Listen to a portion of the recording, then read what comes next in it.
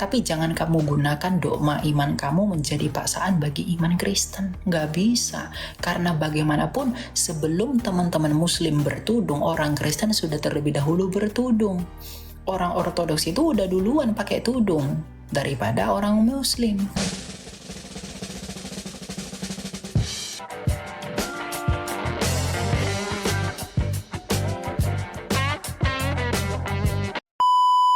Oleh karena Bapa. Makanya dikatakan dalam Kejadian 1 ayat 3, berfirmanlah Allah jadilah terang. Berarti Bapa menjadikan terang menggunakan firman. Berarti kalau firman itu di dalam Bapa dan Bapa itu kekal, berarti firman itu sama kekalnya dengan Bapa. Gitu. Jadi bukan menekan-neki, Pak. Menafsir Alkitab, prinsip hermeneutika itu holistik, ya, mulai dari Kejadian sampai Wahyu. Karena Yesus itu firman. Gitu. Oh begitu ya. Tapi kalau menurut saya ini menurut Bapak ya nggak apa-apa. Ya menurut kan ini kan Alkitab gitu loh. Kalau menurut Bapak ya nemu. Iya. Masalahnya kan Alkitab ini bisa berubah-ubah sih di zamannya gitu kan. Seolah-olah kan Alkitab ini adalah Alkitab ini adalah Anda jatuh, apa namanya? Buah tangan manusia, bukan firman Tuhan itu sendiri kan gitu kan. Harusnya Alkitab, kalau namanya Alkitab itu harusnya dari awal Sekarang saya tanya. Kalau Anda mengatakan Alkitab kami diubah-ubah, data Anda di mana yang mengatakan Alkitab kami diubah? Kenapa ada perjanjian baru, perjanjian lama? Itulah. Kenapa tidak? Jangan kamu kalau Al-Quran, kalau kitab kami sendiri tidak ada yang bisa merubah itu. Dari awal diciptakan kitab Al-Quran, tidak ada satu manusia pun yang bisa merubah itu. Sehebat apapun manusia di dunia ini, tidak ada yang bisa berubah. Tidak ada yang bisa merubah itu. Ketika kitabmu dimakan kambing, naskah aslinya yang sampai sekarang di mana? Ketika itu dimakan kambing, naskah aslinya itu di mana sampai sekarang yang kamu pegang? Itu kamu punya saf yang mana? Mushaf yang mana yang kamu pegang? Ada 4. Yang dimakan kambing yang mana? Yang dimakan kambing maksudnya? Ya kan pernah dimakan kambing di zamannya Zaid. Nah, sekarang saya tanya, ada 4 mushaf. Mushaf yang mana yang kamu pegang? Kalau kamu tidak dengar dulu. Kalau kamu bilang kitabmu nggak pernah diubah, sekarang saya tanya, di abad keberapa kitabmu itu dikodifikasi? Tidak dimodifikasi, saudara. Bukan dimodifikasi, dikodifikasi. Itu di abad keberapa? Bukan juga dikodifikasi. Iya, kapan dikodifikasi? Ayat-ayat Al-Quran kami itu. Iya, kamu pakai mushaf yang mana? Kamu pakai lembaran yang mana? Proses kanonisasinya kapan? Abad keberapa? Ya. Kalau itu saya tidak tahu berapa abad. Tapi yang jelas isi daripada isi. Kalau sudah tidak tahu turun. Ya. Kalau sudah tidak tahu apa yang kamu mau bawa.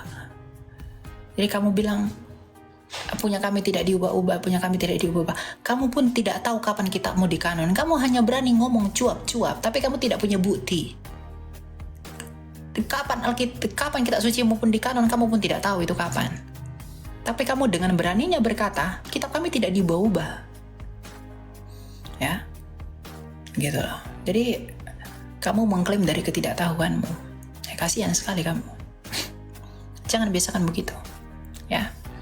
Jadi jangan ngomongin kritik teks. Kalau kamu nggak tahu kitabmu itu pun datangnya kapan. Yang kamu punya itu dari mushaf yang mana pun kamu nggak tahu. Tapi kamu berani mengklaim kitabmu nggak diubah-ubah. Kamu pikir kami orang bodoh kah?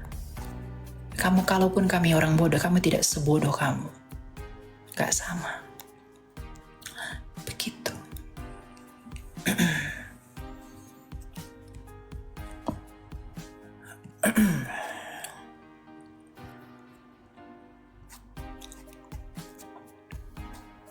Nah, lalu dia berkata perjanjian lama, perjanjian baru. Dia berpikir perjanjian baru itu adalah perjanjian lama yang diubah-ubah. Nah, artinya dia membuat kesimpulan dari ketidaktahuannya. Padahal perjanjian baru itu adalah kitab-kitab yang ditulis setelah Yesus lahir. Perjanjian Lama adalah kitab-kitab yang ditulis sebelum Yesus lahir. Perjanjian Baru itu bukan perjanjian lama yang diubah-ubah, tapi dia berani menyimpulkan tanpa pengetahuan. Ya, jangan biasakan memfitnah seperti sesembahanmu. Ya, gitu. Karena sesembahanmu pun salah paham, apalagi kamu umatnya. Tidak masalah.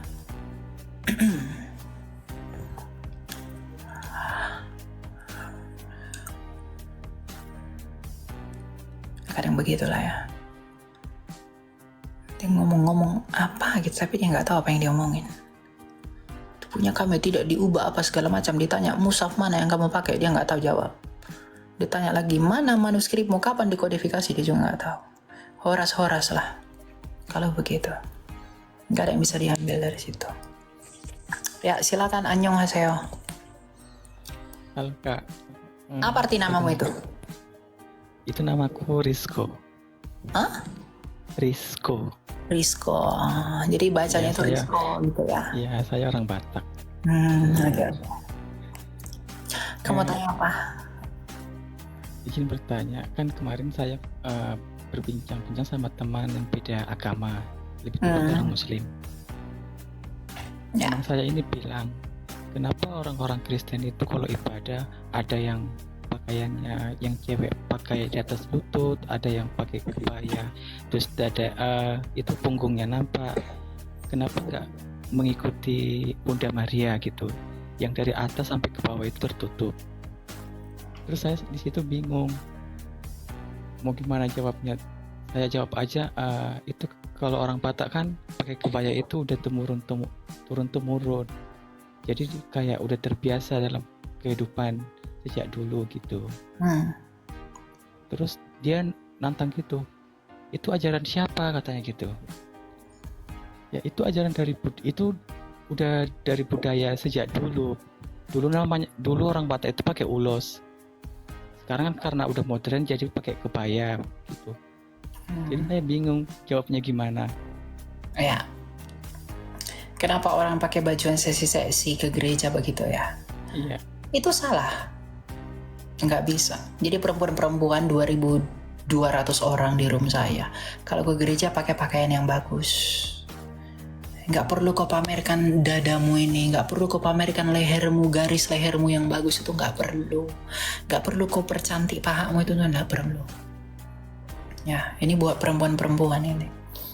Ya, jangan. Ya. Jadi memang ya itu juga nggak bisa ya. Tapi begini, kenapa sih orang itu tidak menutup badannya, ditutupi, dikerudungi dan lain-lain?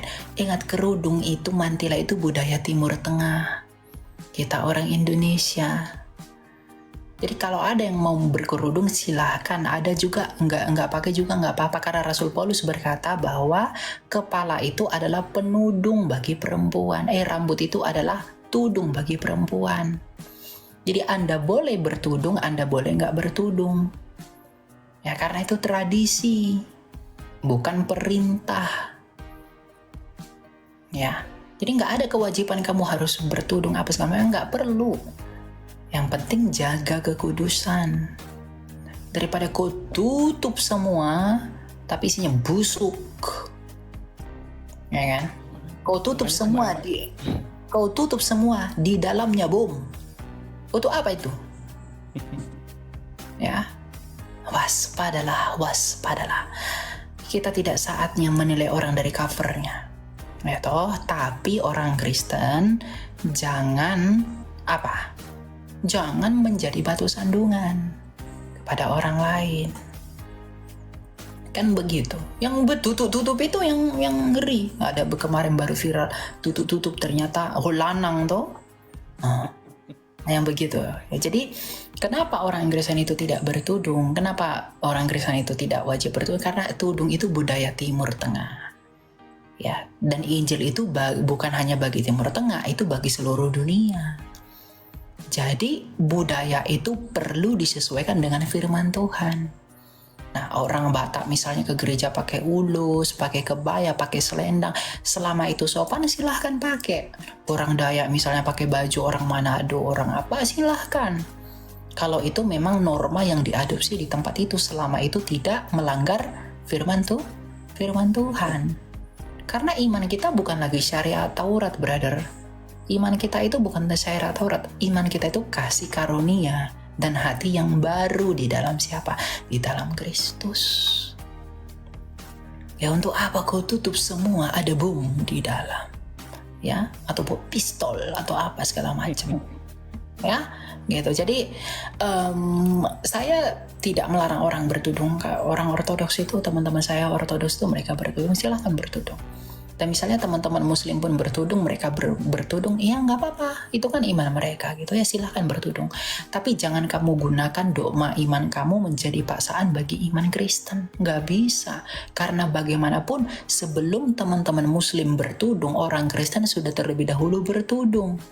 Orang ortodoks itu udah duluan pakai tudung daripada orang muslim, karena muslim itu kan baru di abad ke-7. Nah kita kan enggak. Gitu loh. Jadi mereka pun nggak bisa ngeklaim itu haknya mereka. Kita udah duluan pakai itu. Tapi karena memang budaya dunia ini berbeda-beda, boleh diikuti, boleh tidak. Selama itu selaras atau tidak dengan firman Tuhan. Tapi pakailah pakaianmu yang sopan ke gereja. Rasul Paulus berkata, jangan kamu menjadi batu sandungan. Pelihara kelakuanmu, pelihara penampilanmu. Itu yang terpenting. Nasihat-nasihat itu yang penting. Itu nggak mesti harus kututupi ini segala macam, nggak gitu ya. Izin bertanya lagi.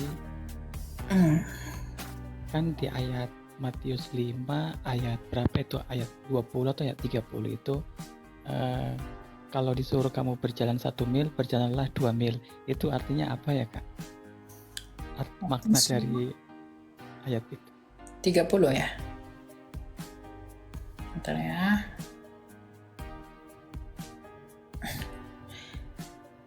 Nggak ada di situ. Jika tanganmu yang kanan menyesatkan engkau, penggalah dan buanglah itu, karena lebih baik bagimu jika satu dari anggota tubuhmu binasa dan pada satu tubuhmu utuh masuk neraka. Itu bunyinya. Ayat-ayat 40 gitu. Itu kan Matius 5 ayat 1 sampai 48. Nah, di antara ayat 1 sampai 48 itu ada yang mengatakan jika berjalan 1 mil maka berjalanlah 2 mil gitu. Ini konteksnya kan tentang ya. Ini kan konteksnya Matius 5 ini ya. Matius 5 itu udah ucapan bahagia. Mulai dari ayat 30, mulai dari ayat 17 itu Yesus dan hukum Taurat. Nggak ada di sini tentang jalan 1 mil, 2 mil.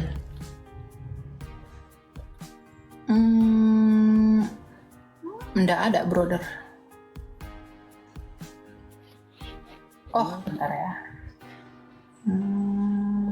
Saya masih zaman sekolah itu saya pernah. Ayat berapa dulu? Oh iya, ayat 41. Dan siapapun yang memaksa, bentar ya, dia mulai dari ayat 39. Tetapi aku berkata kepadamu, janganlah kamu melawan orang yang berbuat jahat kepadamu, melainkan siapapun yang menampar pipi kananmu, berilah juga kepadanya pipi kirimu, dan kepada orang yang hendak mengadukan engkau karena keinginan bajumu, serahkanlah juga jubahmu. Dan siapapun yang memaksa engkau berjalan sejauh 1 mil, berjalanlah selama bersama dia sejauh 2 mil. Ya, ini tentang pengorbanan ya. Nah, berilah kepada orang yang meminta kepadamu, dan janganlah menolak orang yang mau meminjam daripadamu. Kamu telah mendengar firman kasih, ya, itu tentang kasih ya. Jadi bukan konteksnya itu di Matius 5 ya. Jadi bukan itu tentang apa, tentang pengorbanan gitu. Itu aja yang saya tanyakan Kak. Oke. Ya. Ya. Jawabannya. Ya.